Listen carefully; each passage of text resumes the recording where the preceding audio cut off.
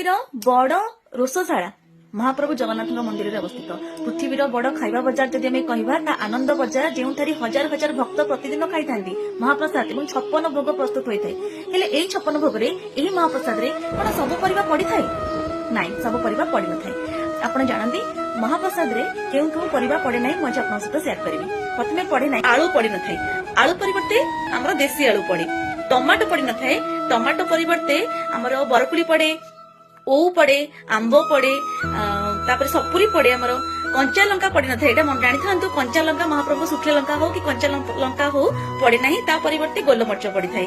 सेमती आमर फुलकोबी पड़ेनी, उलकोबी पड़ेनी, कैप्सिकम पड़ेनी, बंधाकोबी पड़े ना, आमर कलरा पड़े ना, भेंडी पड़े ना, काकुड़ी पड़े ना, ग्रीन मटर पड़े ना, बीन्स पड़े ना, कि कौन ताले पड़े देशी आलू पड़े, कखारू पड़े, पोटल पड़े, सबुठु बढ़िया कंचा कदली महाप्रभुंकर पड़े, सीजन अनुसार पणस पड़ी थाए।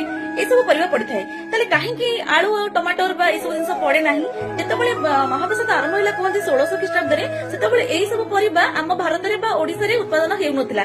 यह बिलातरू आमदानी होतला। तेणुकरी टमाटो को बिलाती कहते आप जानते जेहेतु बिलातरू आमदानी कराउतला फॉरेन फूड वेजिटेबल कहती, फॉरेन फूड कहती। से यह महाप्रभु जगन्नाथ मंदिर में अलाउ हुए ना महाप्रसाद पड़े ना।